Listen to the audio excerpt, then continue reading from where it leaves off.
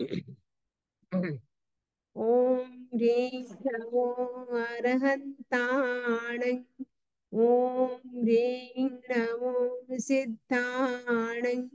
ओम ह्रीं नमो आयर्याण। ओम ह्रीं नमो उवज्झायाण। ओम ह्रीं नमो लोए सब शाहूण। एसो पंचनमुक्कारो सब पावपणासनो।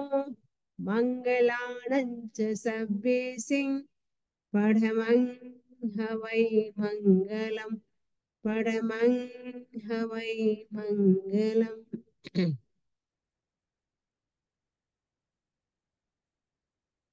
आराध्य देव के चरणों में वंदन।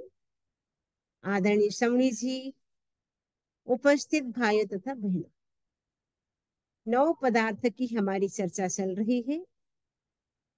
इसके अंतर्गत हमारा पाप पदार्थ, जिसका हम स्वाध्याय कर रहे हैं। पिछले सेशन में हमने चर्चा की थी, चार घाती कर्म एकांत पाप है। ज्ञानावरणीय, दर्शनावरणीय, मोहनीय और अंतराय। ये चार कर्म एकांत पाप है। उसके बाद हमने चर्चा की थी ज्ञानावरणीय कर्म की पांच उत्तर प्रकृति: मति ज्ञानावरणीय, श्रुत ज्ञानावरणीय, अवधि ज्ञानावरणीय, मन पर ज्ञानावरणीय और केवल ज्ञानावरणीय। दर्शनावरणीय कर्म की नौ प्रकृति, उसकी भी हमने चर्चा की थी। और उसके बाद हमारी चर्चा चल रही थी मोहनीय कर्म पे। मोहनीय कर्म क्या करता है? चेतना को मूड बनाता है, मूर्छित बनाता है।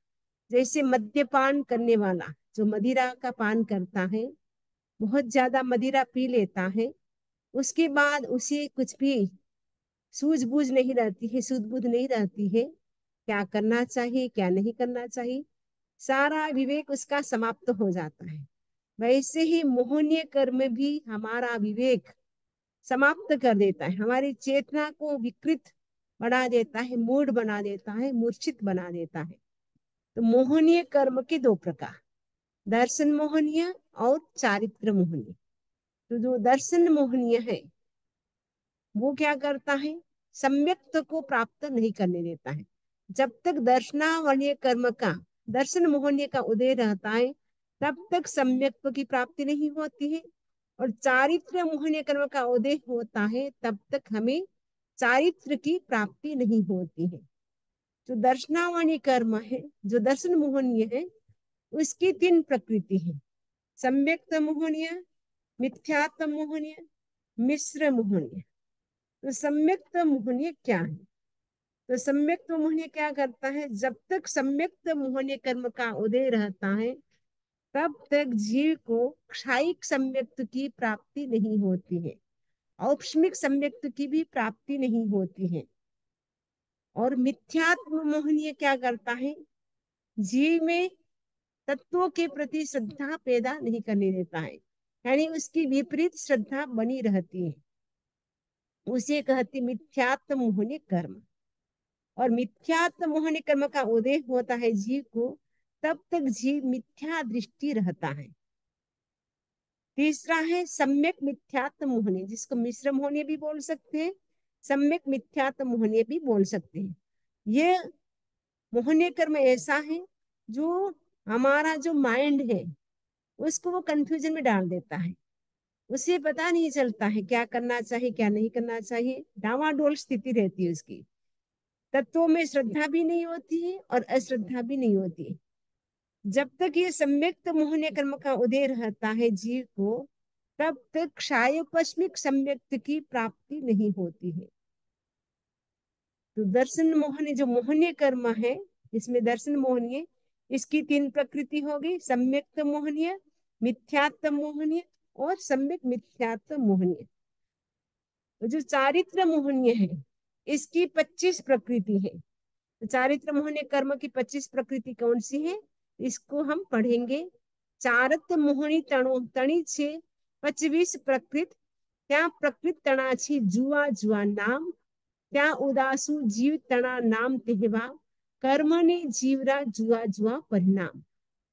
चरित्र मोहनी तणी से यानी चारित्र मोहनी कर्म की पण भी से 25 प्रकृति है। यानी चारित्र मोहनी कर्म के कितने प्रकार है? 25 प्रकार है। क्या प्रकृति तणाशी जुआ जुआ नाम। तो चारित्र मोहनी कर्म की जो प्रकृति है उसकी जुआ जुआ यानी अलग अलग नाम है। क्या उदासु जीव तना नाम तेहवा। तो जिस प्रकृति का उदय होता है उसी के अनुसार उनका नाम भी वैसा ही हो जाता है। कर्म ने जीवरा जुआ जुआ परिणाम। कर्म और जीव के भी जुआ जुआ अलग अलग परिणाम है। तो चारित्र मोहनी की 25 प्रकृति कौन कौन कौन सी है? तो चारित्र मोहनी की 25 प्रकृति है। तो उसमें से चारित्र मोहनी कर्म के पहले हम दो भेद करेंगे, कषाय मोहनीय और नो कषाय मोहनीय। तो कषाय का मतलब क्या होता है? कस प्लस आय। कस यानी संसार, आय अर्थात प्राप्ति। जिससे संसार की प्राप्ति होती है उसे कषाय कहते हैं। और ये जो कषाय है चारित्र मोहनीय उसके 16 प्रकार, जैसे कषाय मोहनीय के 16 प्रकार। तो 16 प्रकार कौन से हैं? अनंतानुबंधी क्रोध मान माया लोभ, अप्रत्याख्यान क्रोध मान माया लोभ, प्रत्याख्यान क्रोध मान माया लोभ, संजवलन क्रोध मान माया लोभ। ये जो चारित्र मोहनीय कर्म की प्रकृति है उनके हमने दो प्रकार किए, कषाय मोहनीय और नो कषाय मोहनीय। इसमें जो कषाय मोहनीय उसके 16 प्रकार हमने अभी चर्चा की। अनंतानुबंधी क्रोध मान माया लोभ, अप्रत्याख्यान प्रत्याख्यान संजलन, सभी के 4-4 भेद करने से 16 प्रकार हो गए। और 9 कषाय, उनके 9 प्रकार हैं, हास्य, रति, अरति, भय, शोक, जुगुप्सा, स्त्रीवेद, पुरुष वेद और नपुंसक वेद, ये 9 प्रकार। तो टोटल चारित्र मोहनीय कर्म की कितनी प्रकृति होगी? 25 प्रकृति होगी। तो सबसे पहला है अनंतानुबंधी क्रोध। जीव अंततः उत्कृष्टो क्रोध करे जब जीवरा दुष्ट घना परिणाम। तीन ने अनंतानुबंधियों क्रोध कहो जिन ते कसाय आत्मा छे जीवरो नाम। जीव अंततः उत्कृष्टो क्रोध करे, जब जीव अत्यंत, अत्यंत का मतलब अत्यंत यानी एक्सट्रीम लेवल पे, उत्कृष्ट ने एक्सट्रीम लेवल पे जब क्रोध करता है तब जीव के कैसे परिणाम हो जाते हैं? उसके विचारधारा, भावधारा, उसके थॉट से कैसे हो जाते हैं? दुष्ट हो जाते हैं। तीन ने अनंतानुबंधी हो क्रोध कहो, उसे कहा है भगवान ने, जीण यानी भगवान ने उसको अनंतानुबंधी क्रोध कहा है। ते कसाय आत्मा छे जीवरो नाम, ऐसे क्रोध वाले जीव का नाम कसाय आत्मा है। ये जो अनंतानुबंधी क्रोध है वो क्या करता है? जब तक अनंतानुबंधी क्रोध रहता है तब तक जीव को सम्यक की प्राप्ति नहीं होती है। अनंतानुबंधी क्रोध ये 4 कैटेगरी उसकी है। अनंतानुबंधी जो क्रोध है वो जो पत्थर होता है उसमें जैसी दरार पड़ जाती है तो वो मिटती नहीं है, वैसे ही ये जो अनंतानुबंधी क्रोध है वो लाइफ लॉन्ग भी रहता है। और दिगंबर परंपरा में तो यह तक कहा है वो संख्यात असंख्यात अनंत अनंत भाव तक भी रह सकता है।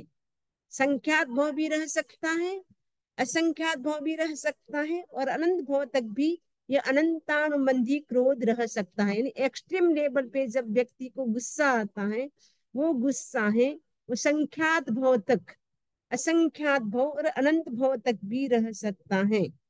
और जब जीव की मृत्यु अनंतानुबंधी क्रोध की स्थिति में हो तो श्योर वो नरक में ही जाता है, ऐसा शास्त्रों में उल्लेख मिलता है। तो अनंतानुबंधी क्रोध रहेगा तब तक सम्यक्त्व की प्राप्ति नहीं होगी। अनंतानुबंधी क्रोध मान माया लोभ ये 4 है अनंतानुबंधी। चाहे क्रोध हो अनंतानुबंधी, चाहे मान हो, चाहे माया हो, चाहे लोभ, कोई भी एक कसाय भी यदि अनंतानुबंधी है तो व्यक्ति की गति कहाँ होती है? नरक गति ही होती है। इसीलिए हमें अनंतानुबंधी क्रोध हमारा है या नहीं वो हमें अपना चेक करना है। Check your self.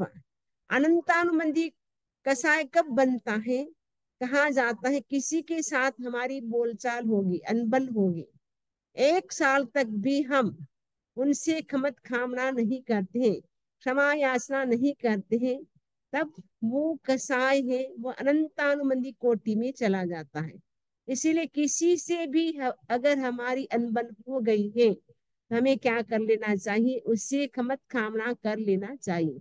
कई बोलेंगे सामने वाला नहीं करे तो हम क्या करें? सामने वाला करे ना करे उसका भाव, लेकिन हम अपनी ओर से कर ले ताकि हमारा कसाय अनंतानुबंधी कैटेगरी में न जाए, जिससे हमें नरक गति में न जाना पड़े। तो क्रोध से कितना बड़ा नुकसान होता है। अनंतानुबंधी क्रोध से सम्यक्त की प्राप्ति नहीं होती है, नरक गति मिलती है। और कहा जाता है क्षण भर का भी गुस्सा, एक पल का गुस्सा भी कहा जाता है। करोड़ों भाव तक हमने जो संयम की आराधना की, तपस्या की, चारित्र का पालन किया, मात्र क्षण भर का गुस्सा समाप्त कर देता है हमारी तपस्या को, हमारे संयम को।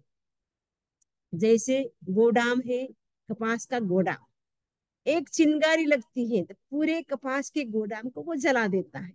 वैसे ही करोड़ों भाव तक हमने संयम की साधना की, तो इतना एक्सट्रीम लेवल पे हमने ऐसा क्रोध किया, गुस्सा किया, जिससे हमारे वर्षों की जो साधना थी वो जल करके भस्म हो जाती, खत्म हो जाती है। और वर्षों की व्यवहारिक दृष्टि से देखें तो वर्षों के हमारे मधुर संबंध होते हैं, वर्षों की हमारी फ्रेंडशिप होती है, वो भी यदि हम गुस्सा करते हैं तो समाप्त हो जाती है।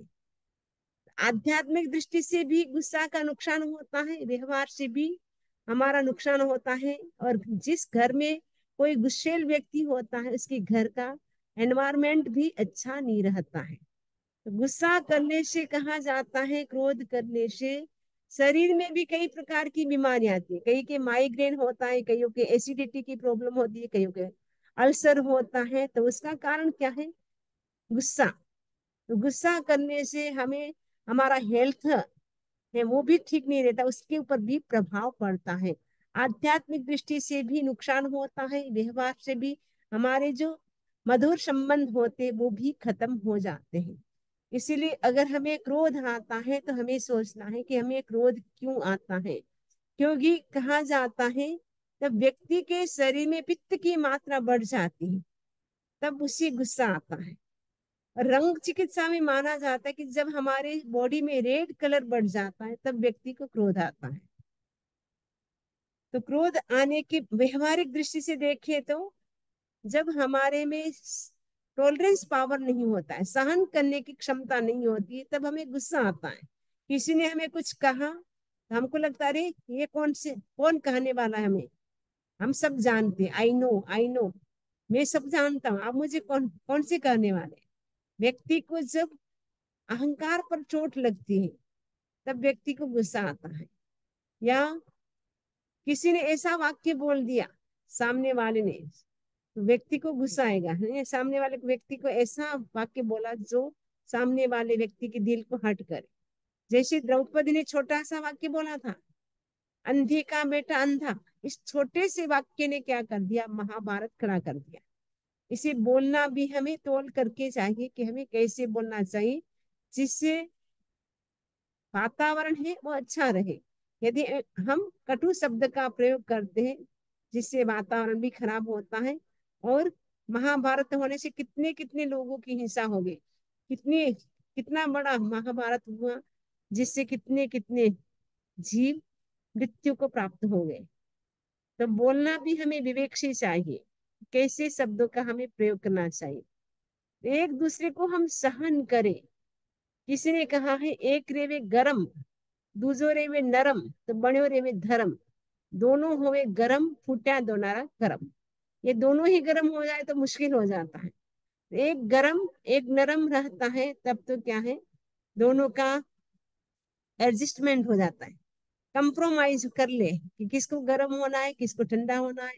यदि आपको लगे कि हमारे हस्बैंड का नेचर गर्म है तो पत्नी अपना नेचर ठंडा कर ले ताकि घर में शांति रहे। दोनों ही गर्म होंगे तो बहुत मुश्किल हो जाएगा साथ में रहना भी। इसीलिए डिवोर्स क्यों होता है? एक दूसरे को सहन नहीं कर पाते हैं, इसीलिए डिवोर्स की नौबत आती है। अमेरिका में तो कहा जाता है प्रति 7 मिनट एक आत्महत्या होती, प्रति 5 मिनट एक डिवोर्स होता है। वो क्यों होता है? हमारे अंदर सहन शक्ति नहीं, टॉलरेंस पावर नहीं है। तो गुस्सा हमें क्यों आता है? टॉलरेंस पावर नहीं होता है, या ईगो प्रॉब्लम होती है, अहंकार पे चोट लगती है, तब व्यक्ति को गुस्सा आता है। या जब इच्छा जो होती है वो पूर्ण नहीं होती, पूरी नहीं होती, तब व्यक्ति को गुस्सा आता है। तो हम सोचे कि हमें अनंतानुबंधी क्रोध, वो तो नहीं आ रहा है ना, क्योंकि क्रोध की भी 4 कैटेगरी है। एक अनंतानुबंधी क्रोध, वो लाइफ लॉन्ग भी रह सकता है, संख्यात असंख्यात अनंत भाव तक भी रह सकता है। दूसरा क्रोध है अप्रत्याख्यान क्रोध। तो यहाँ बता रहे हैं, तीनसु कायिक थोड़ो अप्रत्याख्यानी क्रोध, तीनसु कायिक थोड़ो प्रत्याख्यान, तीनसु कायिक थोड़ो से संजल लो क्रोध, आ क्रोधरी चोकड़ी कही भगवान। मैंने अनंतानुबंधी जो क्रोध है उससे थोड़ा कम अप्रत्याख्यान है, अप्रत्याख्यान से थोड़ा कम प्रत्याख्यान है, प्रत्याख्यान से थोड़ा कम संजुलन है। इन्हें 4 चौकड़ी है। तो अनंतानुबंधी क्रोध है वो तो पत्थर की रेखा के समान है। जो अप्रत्याख्यान क्रोध है वो जैसे हम जो भूमि है, पृथ्वी है, उसमें हम धूल में क्या करते हैं, रेखा लाइन खींचते हैं, लाइन ढूंढते हैं। तो ये जो लाइन हम धूल में खींचते हैं तो वो कब तक रहती है? जब तक हवा का झोंका नहीं आता है। तो अप्रत्याख्यान क्रोध है पृथ्वी तल की रेखा, यानी दरार के समान है। तो ये जो अप्रत्याख्यान क्रोध है वो हाईएस्ट कितना रह सकता है? अप्रत्याख्यानी जो कसाय है उसकी स्थिति 1 साल की है, 1 साल तक रह जाता है। और दिगंबर परंपरा के अनुसार जो अप्रत्याख्यानी क्रोध है वो 6 मंथ यानी 6 महीने तक रह सकता है। और अप्रत्याख्यानी जो कसाय है उसमें जब जीव की मृत्यु होती है तो मर करके वो तिरंज गति को प्राप्त होता है। और अप्रत्याख्यान आवरण कर्म का उससे क्या नुकसान होता है? जब तक अप्रत्याख्यान आवरण कर्म का उदय रहता है तब तक जीव त्याग नहीं कर सकता है। यानी श्रावक के जो 12 व्रत है उनको स्वीकार नहीं कर सकता है, साधु के 5 महाव्रत को वो स्वीकार नहीं कर सकता है। यानी निरंतर पाप कर्म का उसे बंधन चालू रहता है, क्योंकि वो त्याग नहीं कर सकता है, छोटा सा त्याग भी नहीं कर सकता है। ये अप्रत्याख्यान वर्ण कर्म का उदय किस जीव को होता है? देव गति और नारकी जीवों के अप्रत्याख्यान वर्ण कर्म का उदय होता है, जिसके कारण देव गति के जीव और नरक गति के जीव त्याग नहीं कर सकते हैं। तो अप्रत्याख्यान वर्ण कर्म में यदि अप्रत्याख्यान क्रोध है उस स्थिति में जीव की मृत्यु होती है तो मर करके कहा जा सकता है? वो तिरंज गति में जा सकता है। तो अप्रत्याख्यान क्रोध से जो प्रत्याख्यान क्रोध है वो थोड़ा कम है। जो प्रत्याख्यान आवरण क्रोध है, जो प्रत्याख्यान है वो अप्रत्याख्यान से प्रत्याख्यान है वो थोड़ा कम है। तो प्रत्याख्यान क्रोध है बालू की रेखा के समान है। अनंतानुबंधी क्रोध पत्थर की रेखा के समान है। और अप्रत्याख्यान तालाब की रेखा के समान। सॉरी, उसमें मैं बोली थी कि गलत बोली थी। अप्रत्याख्यान क्रोध तालाब में जो दरार पड़ जाती है, जैसे तालाब सूख जाता है उसके बाद जैसे तिराड़े तिराड़े पड़ जाती है, 1 साल के बाद जब बारिश आती है वो ठीक होती है, वैसे ही अप्रत्याख्यान क्रोध है वो 1 साल तक रहता है, उसके बाद वो नॉर्मल हो जाता है। और प्रत्याख्यान क्रोध है वो बालू की रेखा के समान है। तो बालू यानी रेत, जैसे रेत में हम लाइन खींचते हैं, रेखा खींचते हैं, वो कब तक रहती है? जब तक हवा का झोंका नहीं आता है तब तक रहती है। तो जो प्रत्याख्यान जो क्रोध है उसकी स्थिति कितनी है, ड्यूरेशन कितना है? 4 महीने का है। ये 4 मंथ तक रहेगा, उसके बाद वो खत्म हो जाएगा। तो दिगंबर परंपरा के अनुसार एक पक्ष की स्थिति यानी 15 दिन तक वो रह सकता है। और प्रत्याख्यान ये जो कसाय है उस अवस्था में जीव की मृत्यु हो तो वो मर करके मनुष्य गति को प्राप्त हो सकता है। तो हो गया प्रत्याख्यान। इसमें जीव पूर्ण रूप से त्यागी नहीं बन सकता है। इसमें हाँ, प्रत्याख्यानी जो है कर्म उसमें जीव क्या करता है? सावध्य यानी पूर्ण रूप से त्याग नहीं कर सकता है। प्रत्याख्यान तो वो कर सकता है, लेकिन श्रावक व्रतों का वो पालन कर सकता है, लेकिन पूर्ण रूप से वो चारित्र नहीं आ सकता है ऐसे। श्रावक के जो 12 व्रत हैं, वो प्रत्याख्यान हवन कर्म का जब वो शोपसम होता है, तब वो श्रावक की 12 व्रतों को तो स्वीकार कर सकता है, लेकिन पूर्ण रूप से वो त्यागी नहीं बन पाता है। और प्रत्याख्यान हवन कर्म की स्थिति 4 महीने की है, और इसमें जीव मर करके मनुष्य गति को प्राप्त कर सकता है। यदि प्रत्याख्यानी कसाय चल रहा है, उस समय आयुष्य का बंध हो, तो मर करके वो मनुष्य बन सकता है। चौथा है संज्वलन कषाय। तो जो संज्वलन कषाय है, प्रत्याख्यान से कम है। संज्वलन कषाय बहुत लाइटली है, जैसे पानी की लकीर। पानी में हम लकीर खींचते हैं, पानी में लाइन खींचते हैं। पानी में लाइन क्या एक क्षण के लिए दिखाई देती है, दूसरे क्षण वो समाप्त हो जाती है। तो जो संज्वलन कषाय है, उसके उदय से जीव को चारित्र तो आ जाता है, लेकिन यथाख्यात चारित्र की प्राप्ति नहीं होती, यानी वीतराग चारित्र नहीं आता है, क्योंकि अभी तक कसाय विद्यमान है एकदम लाइटली, बहुत हल्के कसाय है। क्रोध मान माया लोभ बहुत कम है, लेकिन है कसाय जब तक रहता है, तब तक यथाख्यात चारित्र यानी वीतराग चारित्र नहीं आ सकता है, यथाख्यात चारित्र की प्राप्ति नहीं होती है। यथाख्यात चारित्र की प्राप्ति कब होती है? जब 4 कषाय हैं वो पूर्ण रूप से समाप्त हो जाते हैं, तब जीव को यथाख्यात चारित्र की प्राप्ति होती है।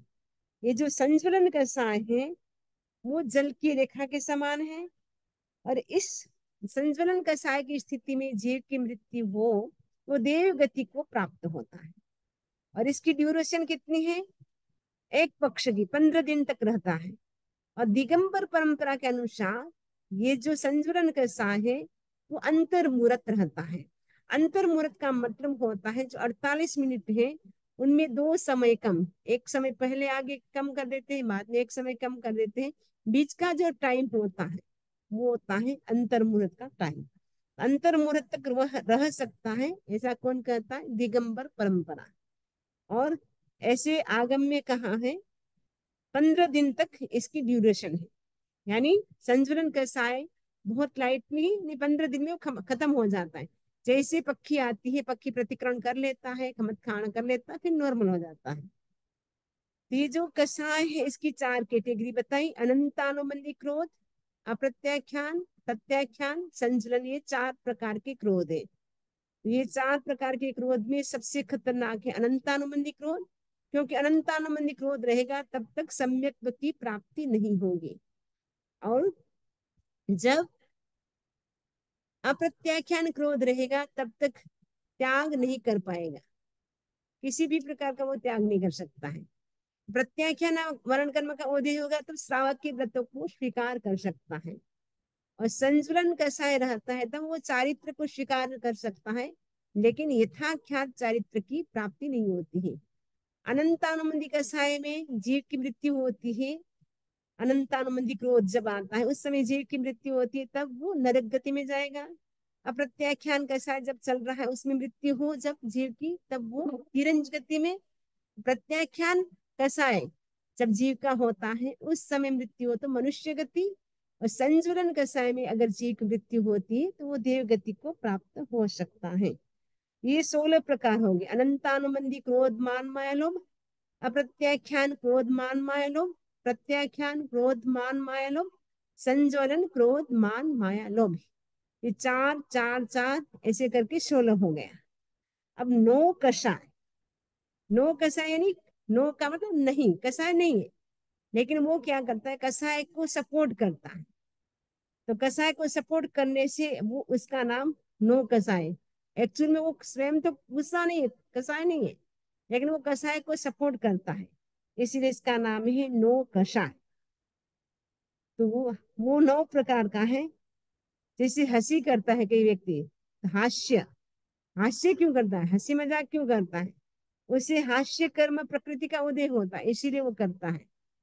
तो हास्य रति अरति जब व्यक्ति करता है, तो सामने वाले व्यक्ति को क्या है? गुस्सा आ जाता है, तो उसको गुस्से में उत्तेजना मिलती है, इसीलिए उसको कषाय कहा। इसलिए नो कषाय नहीं, अपने आप में वो कुछ नहीं है, लेकिन हंसने से सामने वाले व्यक्ति को गुस्सा आ सकता है, इसीलिए उसका नाम है नो कषाय। यानी वो कषाय नहीं है अपने आप में, लेकिन वो कषाय को क्या करता है, सपोर्ट करता है, उसके माध्यम से व्यक्ति को और अधिक गुस्सा आता है।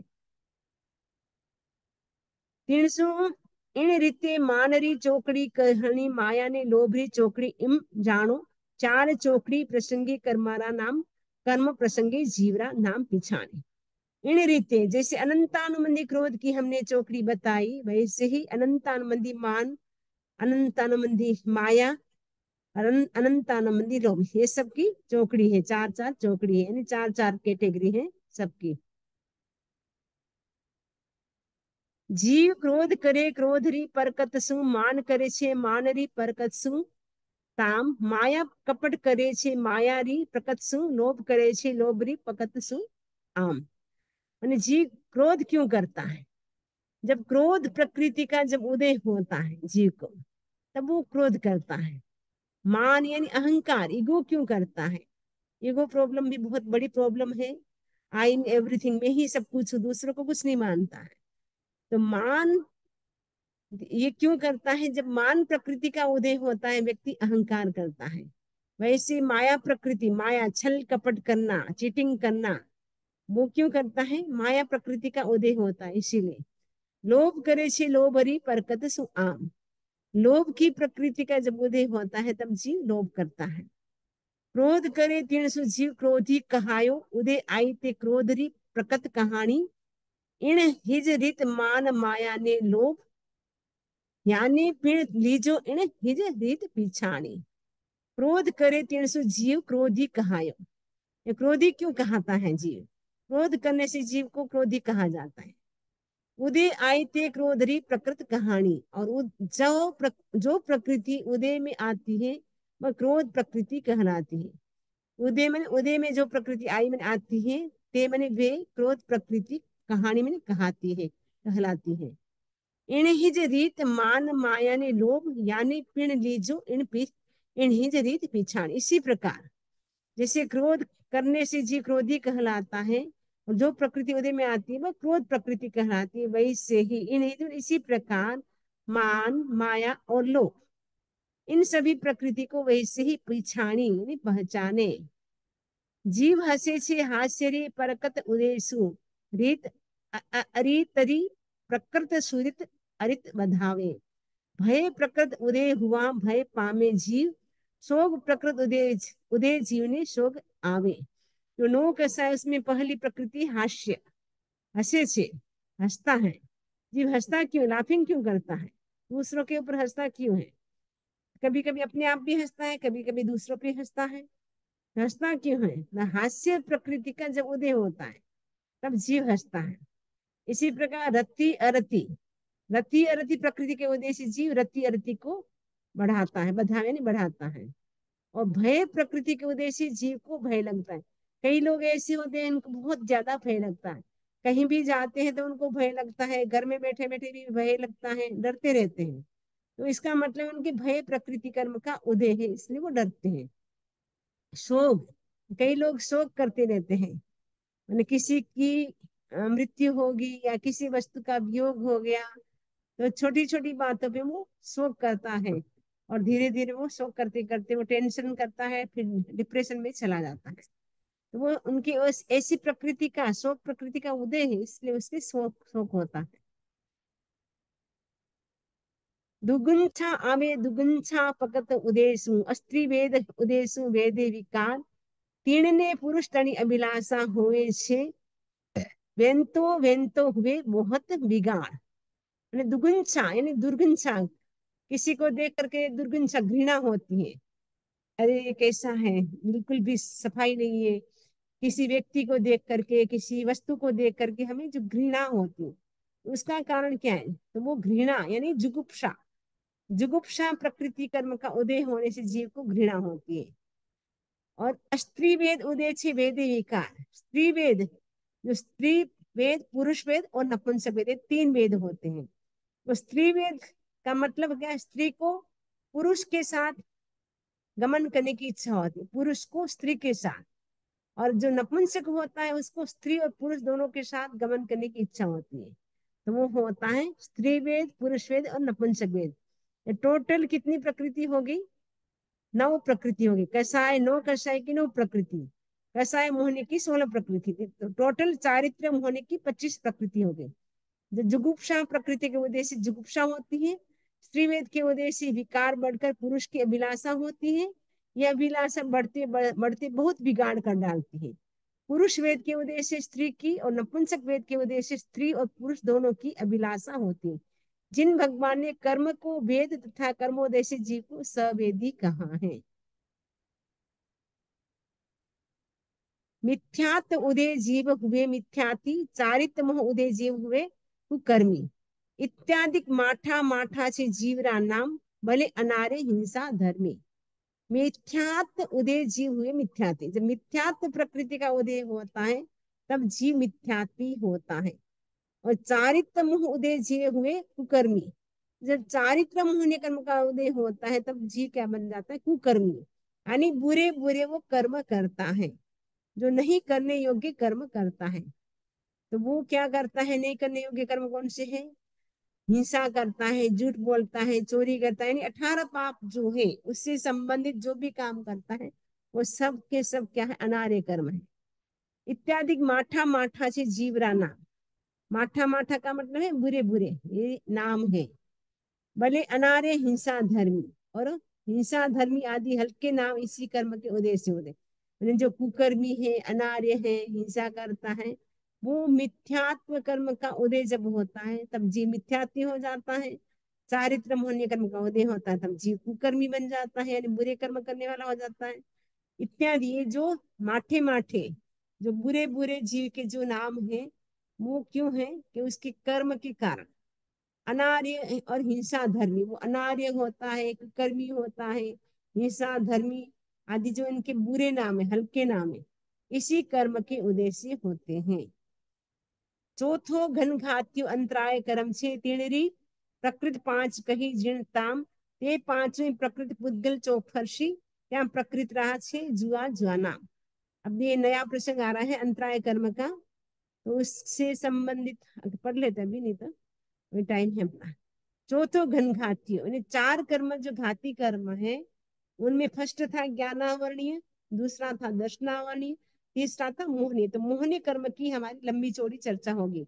मोहनीय कर्म के टोटल 28 प्रकृति होगी। मोहनीय कर्म की मूल तो 2 प्रकृति थी, दर्शन मोहनीय और चारित्र मोहनीय। दर्शन मोहनीय की 3 प्रकृति थी, सम्यक्त, मिथ्यात्व, मिश्र। और चारित्र मोहनी की 25 प्रकृति होगी। तो चारित्र मोहनी की 2 कैटेगरी की थी, कसाय मोहनी और नो कसाय मोहनी। तो जो कसाय मोहनी थी उसकी 16 प्रकृति, नो कसाय मोहनी उसकी हमने की थी 9 प्रकृति, टोटल होगी 25 प्रकृति। तो अब चौथा गणघाती कर्म कौन सा? अंतराय। अंतराय का मतलब होता है ऑब्स्टिकल, बाधा। हम किसी को हम बाधा डालते, अंतराय दे, इसका मतलब है बाधा डालने का मतलब अंतराय देना। किसी को हम कोई काम कर रहा है उसमें हम यदि हम बाधा करते हैं, इसका मतलब है हमें अंतराय कर्म बंध रहा है। कोई सपोज पढ़ रहा है, तो पढ़ते पढ़ते हम उठाते हैं तो हमें ज्ञानावली कर्म का बंद हो जाता है, क्योंकि हमने ज्ञान में बाधा डाल दी। वैसे ही कोई खाना खा रहा है तो उसमें हमने खाने में बाधा डाल दी। जैसे पशु पक्षी होते हैं, वो खा रहे हैं, हम उसी रास्ते से जा रहे हैं, जैसे हम चले वो उड़ गए, तो हमें ध्यान रखना चाहिए कि रास्ते में कोई यदि पशु पक्षी खा रहे हैं उसके पास से होकर न जाए, ताकि हमारे कारण वो उड़े नहीं, क्योंकि खाते खाते उड़ेंगे तो खाने में अंतराय आ जाती है। तो ये हम अंतराय डालते, तो अंतराय कोई डोनेशन दे रहा है उसको आप मना कर देंगे, नहीं आपको डोनेशन नहीं देना है, तो आपको दान अंतराय कर्म का बंधन हो जाएगा। इसमें बताया कि चौथो घन घाती अंतराय कर्म छे, तेणी प्रकृति 5 कही झिणता। जो चौथा कर्म है घनघाती कर्म, अंतराय कर्म, तीणरी यानी अंतराय कर्म की 5 प्रकृति कही है जिनेश्वर भगवान ने। ये 5वीं प्रकृति पुद्गल चौपर्शी, और जो 5वीं प्रकृति है वो चौपर्शी है, यानी 4 स्पर्श है, क्योंकि कर्म जो है वो चतुर्स्पर्शी होता है। शीत उष्ण स्निग्ध रुक्ष 4 स्पर्श ही होते हैं, अष्ट स्पर्शी नहीं होते हैं। तो त्या प्रकृति राशि जुआ जुआ नाम, ये जो अंतराय कर्म है उनकी जो प्रकृति है उनकी जुआ जुआ अलग अलग नाम है। अलग अलग कौन कौन से नाम है? तो अंतराय कर्म की 5 प्रकृति है। तो पहला है दान अंतराय। दानांतराय से दान रे आडी, लाभांतराय से वस्तु लाभे सके नहीं। मन गमता पुद्गल, ना सुख जे लाभ न सके शब्दादि काई। तो अंतराय कर्म की 5 प्रकृति हैं। दान अंतराय फर्स्ट, दूसरा है लाभ अंतराय, तीसरा है भोग अंतराय, चौथा है वीर अंतराय, और एक है उपभोग अंतराय। भोग और उपभोग अंतराय और वीर अंतराय, ये 5 प्रकृति किसकी है? दान अंतराय। अंतराय कर्म की 5 प्रकृति है। ये 5 प्रकृति में पहली है दान अंतराय। दान अंतराय प्रकृति क्या करती है? दान में विघ्न डालती है। आदि का मतलब विघ्न, किसमें? दान देने में। यानी कोई डोनेशन दे रहा है, उसको मना करेंगे, आपको देना नहीं, अगर ऐसे देंगे तो सारे लोग निकम्मे हो जाएंगे। तो ऐसे ही एक कहानी मुझे याद आ रही है कि 5 युवक थे, 5 मतलब फ्रेंड थे, और दोनों पांचों ही मिल करके संतों के पास जाते हैं। वो सबसे बड़ा जो फ्रेंड था वो आगे आता और मुनिराज से निवेदन किया, मैं साधु संतों को अपने हाथ से दान देना चाहता हूँ, लेकिन मैं दान नहीं दे पाता हूँ। कोई न कोई अड़चन आ जाती है, कोई न कोई विघ्न आ जाता है, कोई न कोई बाधा आ जाती है, कुछ न कुछ हो जाता है। इसका क्या कारण है? मुनिराज ने कहा, पास्ट लाइफ में तुम राजा के अफसर थे। राजा ने सोचा इस बार मुझे मेरे बर्थडे पे सबको 1,000, नहीं सॉरी, इसमें दान देने में क्या किया कि एक बार मुनिराज पधारते हैं तुम्हारे गांव में, तो तुमने सबको क्या कह दिया, आज मुनिराज को कोई भी भिक्षा नहीं देगा, कोई भी दान नहीं देगा, कोई भी गोचरी नहीं कराएगा, क्योंकि आपके मन में इच्छा थी सारा लाभ मुझे मिले और किसी को ना मिले। तुमने सबको दान देने में क्या किया? अंतराय डाली। लोगों की सबकी इच्छा थी हम भी अपने हाथ से मुनिराज को दान दे, लेकिन तुमने सबको मना कर दिया। तो मुनिराज पूरे दिन गांव में घूमते हैं, लेकिन कोई भी उनको गोचरी नहीं कराता है। पूरे दिन वो भूखे रहते हैं। सनसेट का टाइम हो रहा था, उस समय तुम्हारे घर के आगे मुनिराज जाते हैं। तुमने भावना भाई मुनिराज पधारे। मुनिराज ने कहा अब सनसेट होने वाला है, हम साधु हैं तो रात को हम खाना नहीं खाते हैं। तो उस समय तुमने क्या किया? मुनिराज को दान देने में अंतराय डाली, इसलिए इस जन्म में तुम कभी भी अपने हाथ से दान नहीं दे पाओगे। दूसरा फ्रेंड आ गया था कि लाभ अंतराय, मुझे कोई भी काम करता हूँ बेनिफिट नहीं होता, सब में नुकसान ही नुकसान। जो भी मैं बिजनेस करता हूँ किसी में भी मुझे लाभ नहीं होता है, उसका क्या कारण, उसका क्या रीजन है? तो मुनिराज ने कहा पूर्व जन्म में तुमने क्या किया था? अंतराय डाली थी, किसी को लाभ हो रहा था, क्योंकि राजा का तुम अफसर थे, तो राजा तुमको पूछ पूछ के काम करते थे। तो राजा ने कहा इस बार मेरा बर्थडे है, तो मेरी इच्छा है कि मैं सब लोगों को $1,000 दूं। $1,000 मुझे देना है सबको, जो भी जिसको भी जरूरत है उन सबको मुझे $1,000 देना है। तो तुमने कहा, राजा को तुमने सजेशन दिया, अरे ऐसा नहीं करना है, ऐसा देने से सारे लोग निकम्मे हो जाएंगे, इसलिए आपको कुछ नहीं देना है। तो राजा की इच्छा थी, लेकिन तुमने क्या कर दिया? राजा का माइंड चेंज कर दिया। तुमने सबको जो लाभ हो रहा था $1,000 का, तुमने अंतराय डाल दी। लाभ होते होते सबको तुमने क्या कर दिया? लाभ नहीं होने दिया। इसलिए इस जन्म में तुम कोई भी बिजनेस करोगे तुमको कोई भी लाभ नहीं होगा, बेनिफिट नहीं होगा। तीसरा है भोग अंतराय। तो तीसरा योग आता है कि मैं, हमारे घर में इतनी आइटम्स बनती हैं, इतना खाने का सब कुछ सामान है, लेकिन मैं खा नहीं पाता हूँ। डॉक्टर ने कहा है आपको डायबिटीज है, आपको बॉइल्ड सब्जी और लुखे फलके खाना है, सब कुछ घर में बन रहा है, मैं आंखों से देख रहा हूँ लेकिन भोग नहीं रहा हूँ, यानी खा नहीं पा रहा हूँ। क्यों नहीं खा पा रहा, इसका क्या रीजन है? मुनिराज ने कहा पास्ट लाइफ में तुम एक बहुत बड़े सेठ थे, तुम्हारे अंडर में 500 लोग काम करते थे। एक बार आपने सबको ऑर्डर दिया कि आपको इस बार ऐसा काम करना है, लेकिन तुमने देखा कि मैंने जैसा कहा था वैसा काम नहीं किया है, आपको गुस्सा आया, और गुस्से में आपने क्या किया? सबको कह दिया आपको एक टाइम का खाना नहीं दिया जाएगा। सबको इतनी भूख लगी हुई थी, लेकिन आपने क्या किया? एक टाइम का खाना कट किया, इसीलिए आपके ऐसा अंतराय कर्म बंध गया, भोग अंतराय कर्म बंध गया। इस जन्म में आप सब कुछ होते हुए भी खा पी नहीं सकते हैं। टाइम मतलब जो खा मतलब सारी चीजें आप नहीं खा पाएंगे, आपको लुकी सुखी खानी पड़ेगी, क्योंकि आपने अंतराय डाले।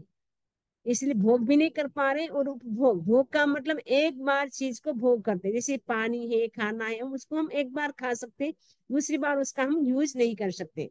उपभोग का मतलब है जिसको हम बार बार यूज कर सकते हैं, वो होता है उपभोग। और एक युवक लास्ट था, वो आता है और कहा कि मैं 25 साल का हूँ, 25 ओल्ड हूँ, लेकिन मेरे में इतनी वीकनेस है, खाते पीते मुझे वीकनेस लगती है, इसका क्या कारण? मुनिराज ने कहा कि पूर्व पास्ट लाइफ में एक बार मुनिराज तुम्हारे गांव में चातुर्मास करने के लिए पधारते। अभी चातुर्मास का टाइम आ रहा है पास में, 20 जुलाई को चातुर्मास प्रारंभ होने वाला है। तो तुम्हारे गांव में चातुर्मास करने के लिए संत पधारे। तो संत ने सोचा इस बार हमारा चातुर्मास ऑरलैंडो में है, तो हम क्या करें, सबको हम पचरंगी कराएंगे, पचरंगी की तपस्या कराएंगे। पचरंगी का मतलब है 5 भाई या 5 बहनें, 5 उपवास करेंगे, 5 लोग, 5 लोग 4 उपवास करेंगे, 5 लोग 3 उपवास करेंगे, 5 लोग 2 उपवास करेंगे, 5 लोग 1 उपवास करेंगे, ऐसे 25 लोग मुझे चाहिए। तो तुम अपना नाम लिखाओ, किस में लिखाओगे, उपवास में, बेले तेले चोला पंचोला, किस में लिखाओगे? उसने कहा महाराज मैं तो कर नहीं सकता। वो कर सकता था, अपनी एनर्जी थी, फिर भी उसने अपनी एनर्जी को छुपाया। और दूसरों को भी क्या कहा, अगर तुम दर्शन करने के लिए जाओगे, आपको क्या कहेंगे, समणी जी आपको उपवास बेला तेला किस कुछ नहीं कुछ करना है। आप, मैंने मना कर दी, तुम भी मना कर देना। तुमने क्या किया, शक्ति थी फिर भी तुमने छिपाई। उसके लिए इस जन्म में खाते पीते तुमको वीकनेस लगेगी, क्योंकि तुमने अपनी शक्ति का सही यूज नहीं किया था, राइट यूज होना चाहिए, वो नहीं किया, इसलिए तुम्हें वीकनेस लगती है। यानी तुमने वीर्य, वीर्य यानी शक्ति, शक्ति का गोपन किया, इसलिए आपको अब इस जन्म में शक्ति नहीं मिलेगी। वीर अंतराय कर्म उदय थी, तीनों वीर गुण हीना थावे, उठानादिक हीना थावे, पांचवी जीव तणी सकत जाबक घट जावे। वीर्यांतराय कर्म के उद्देश्य तीनों ही वीर गुणहीन पड़ जाते हैं, उत्थान आदि पांचों ही हीन हो जाते हैं, जीव की शक्ति बिल्कुल घट जाती है। मैंने वीर अंतराय कर्म का उदय होता है, व्यक्ति एकदम कमजोर हो जाता है। तो वो क्यों होती है, शक्ति कम क्यों होती है, क्योंकि इसने अपनी शक्ति को छुपाया था, इसीलिए। अनंतो बल पराक्रम जीव तण से तीन ने एक अंतराय कर्म सु घटियो, तीन कर्म ने जीव लगाया सु लागू, आप तणो कियो आप रे उदय आयो।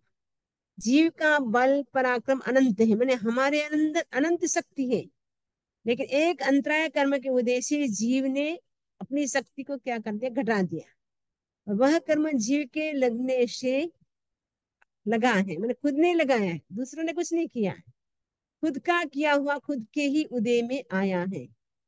पांचों अंतराय जीव तना गुण दाख्या, जिहवा गुण दाख्या छे तेहवा कर्मारा नाम, ए तो जीव रे प्रसंगे नाम कर्मरा पिण स्वभाव दोया रो जुओ जुओ ताम। अंतराय कर्म की पांचों प्रकृतियों ने जीव के गुणों को आच्छादित कर रखा। आच्छादित का मतलब है ढक दिया है।